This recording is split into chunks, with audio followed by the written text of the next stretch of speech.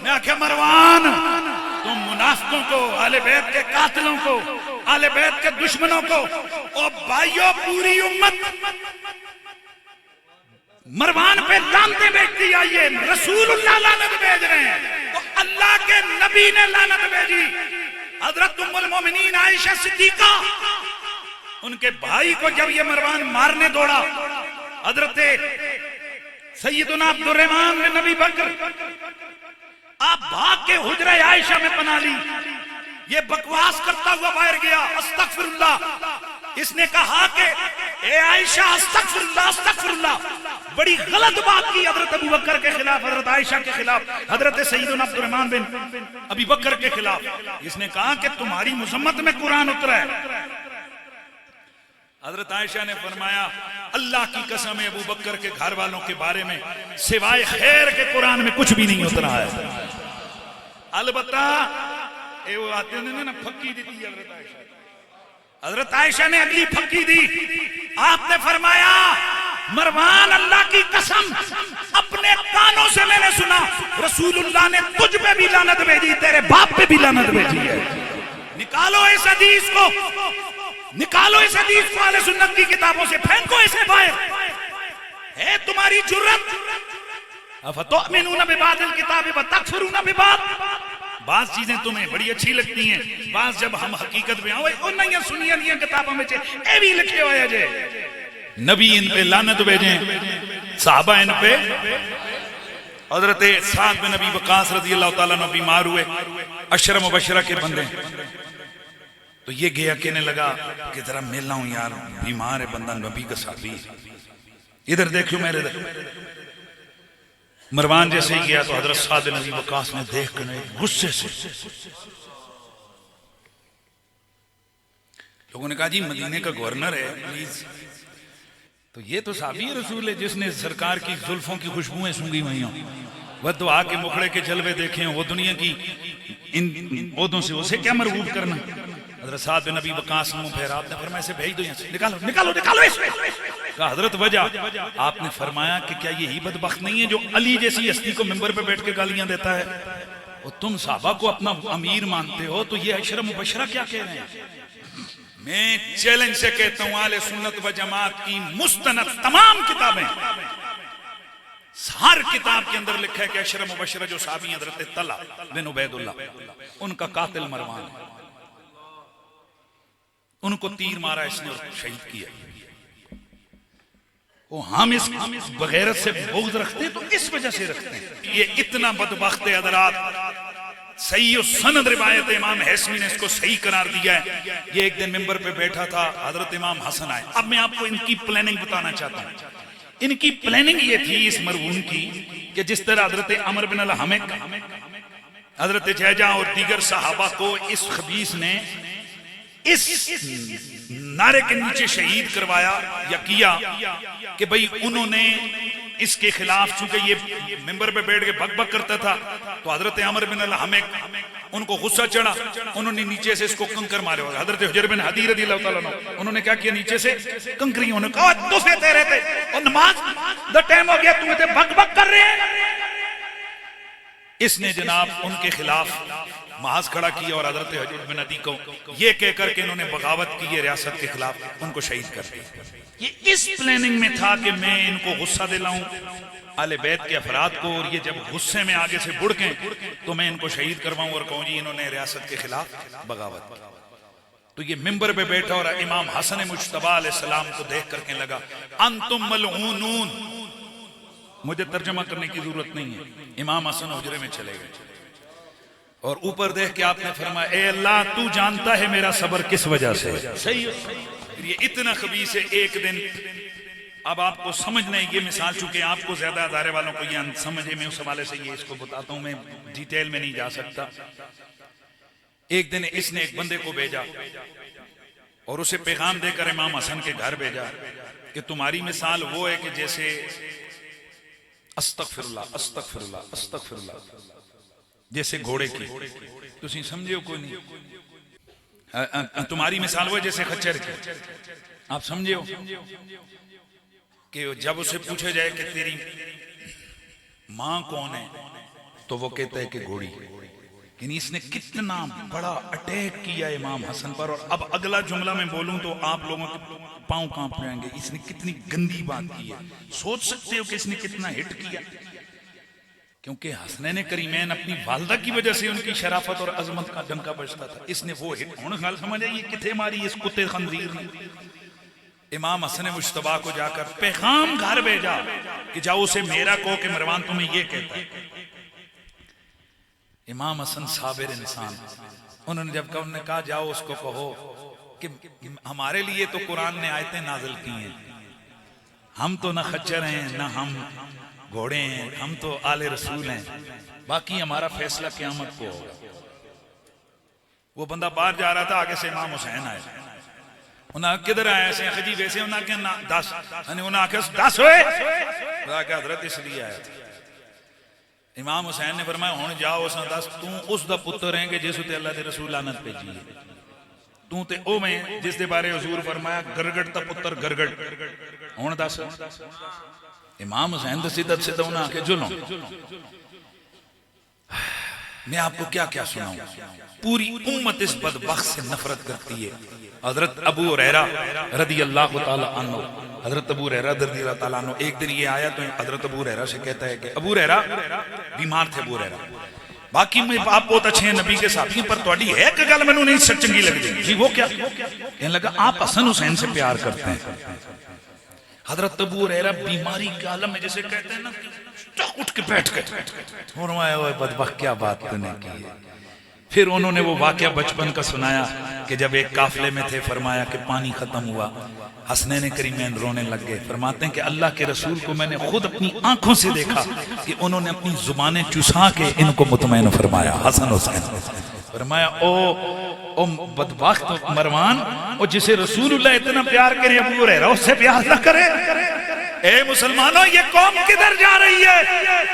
ये उस मलऊन, उस बदबख्त, उस दुश्मन आले बैत, उस कातिल आले बैत, उस मलऊन के लिए ये मोहब्बत के जज्बे रख रहे हैं जो मिंबरों पे आले मोहम्मद को लात तान करता था।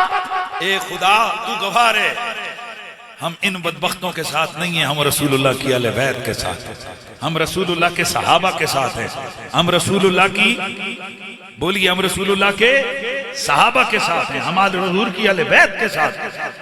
ये वो बदबख्त है, इसके साथ सहाबा ने भी बहुत रखा। ये है कि जेड़ा सवाल है ना वो चुक चुक कर रहे हैं ना वो उन्होंने जवाब दे। फिर मैं आगे टुरने, अगर ये इतना ही बुरा था तो इमाम बुखारी ने से हदीस क्यों ली? बिल्कुल इमाम बुखारी ने से हदीस ली है, लेकिन ये भी तुम लोगों का धोखा है। उसकी वजह यह कि तुम्हें मालूम ही नहीं है कि इमाम बुखारी का हदीस लेने का मयार क्या था।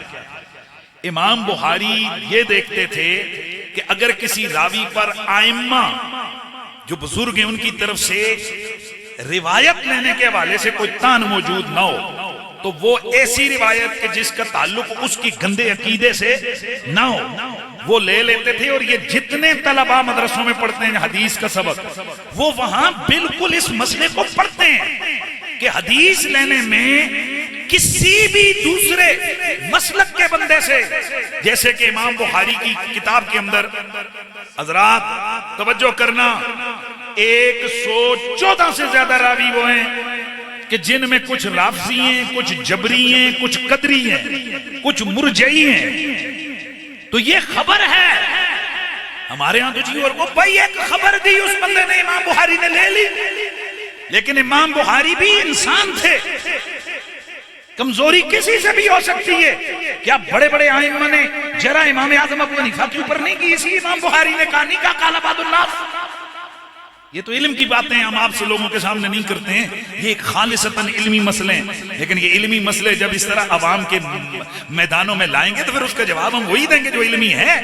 क्या इमाम बुखारी ने हुरैस बिन उस्मान से रिवायतें नहीं ली है कि जो मिंबर पे बैठ के हर जुम्मे वाले दिन 4000 बार मौला अली पे लानत भेजता था? भाई जबरियों से भी इमाम बुखारी ने रिवायतें ली है, राफियों से भी ली है, कदरियों से भी ली है, नासबियों से भी ली है। तो इसका यह मतलब है कि वो रावी अकीदे में भी इतना ठीक हो गया। मुहद्दिस इस्माइली हुण इन्ना तुम नाम मेरे ख्याल पहली बार सुने होना।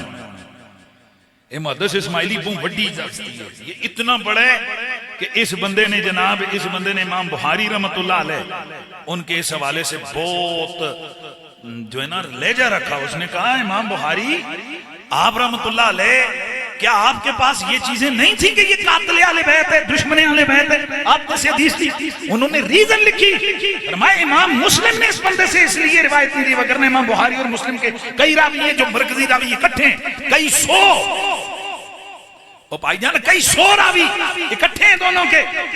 तो कहते हैं इमाम मुस्लिम ने रिवायत क्यों नहीं दी? फरमाते हैं इसलिए नहीं दी कि उनको पता था ये दुश्मन आले बैत है। और शायद ये बात इमाम बुखारी रहमतुल्लाह अलैह के अपने उसूल के मुताबिक, कि जिस उसूल पर वो जबरियों से, कदरियों से और राफसियों से लेते हैं। अब मैं इल्मी हवाले से इस बात को डंके की चोट में इन लोगों को कहता हूं कि मैं तुम्हें कल इमाम बुखारी के रावियों में वो रावी भी बयान लेके आऊंगा जो सहाबा को मिंबरों पे क्या सहाबा को अस्तगफिरुल्लाह तबर्रे करते थे। कल अगर तुम्हारे सामने मैं उनका नाम रखूंगा, तुम क्या उनको कहोगे रहमतुल्लाह? वो कहोगे रहमतुल्लाह? कभी नहीं कहेंगे, कहेंगे ये काफर है, ये लानती है, ये सहाबा को लानते बैठता था। तो सजना कहते हुए इमाम बुखारी दा रावी, तो क्या करोगे इमाम बुखारी के रावी को? इमाम बुखारी, अब यहां से आपको मैंने एक मसला समझाना है, बहुत आम मसला। इधर मेरे इधर गल गौर नाल सुनियो। ए परे मंडियां में एक सिख है, उस दुकान खोली हुई है किश्ती एक मद्दी, इतने मुसलमान हकीमा को नहीं रश होता जितना वो थे परे ये ना मंडियां ची है। वो ये आपके पड़ोस में ये आगे सिख की दुकान है, वो मानसेरे के अंदर बड़ा नाम है उसका, हमें तो सोशल मीडिया के जरिए से पता चलता है, उसकी जो एडवर्टाइजिंग आ रही होती है, बड़ी रश लगी हुई है, लोग उसे दुआइयां खरीदते हैं। अच्छा वो जो हकीम जाते हैं उसकी नब्ज पकड़ के कहते हैं ओहो आपने ये काम नहीं करना, हटा तू तो सिख है, तुमको क्या पता? उधर कहते हो भाई इसका ईमान के साथ क्या ताल्लुक है, इसका अकीदे के साथ क्या ताल्लुक है? इस बंदे ने खबर दी है, इस बंदे ने एक तिब के हवाले से मसला बताया है कि ये चीज खाओगे तो ये नुकसान होगा। यही उसूल है मुहद्दिसीन का। वो फरमाते हैं कि रिवायत लेने से पहले देखा जाएगा कि इस रावी ने रिवायत क्या बयान की है। अगर रिवायत ऐसी हो जिससे उसके गंदे अकीदे का ताल्लुक ना हो तो बस वो एक इसी तरह जैसे हम कितनी खबरें काफिरों से भी ले लेते हैं। लेकिन ये बात जरूर है कि काफिर से रिवायत नहीं ली जाती क्योंकि वो एक मयार है। बाकी जिसके अकीदे के अंदर बिदअत का ये अकीदे के अंदर मामला हो तो उस बिदअती रावी की रिवायत, ये तो आजकल आप गूगल पे बैठ के इल्मुल हदीस को यार उर्दू में भी लिखा हुआ आप पढ़ सकते हो कि उससे ले ली जाएगी उस वक्त जब वो रिवायत उसके गंदे मजहब को सपोर्ट न कर रही हो। तो हम जरा ये अच्छा एक दिन ही दसन लगे ने कि मरवान दी जी रिवायत है, किड़ी रिवायत है? और भाई मरवान वाली जो रिवायत है वो सिर्फ तस्बीह वाली रिवायत है, उसमें किसी अकीदे शकीदे का कोई मसला नहीं है, हलाल हराम वाला कोई मसला।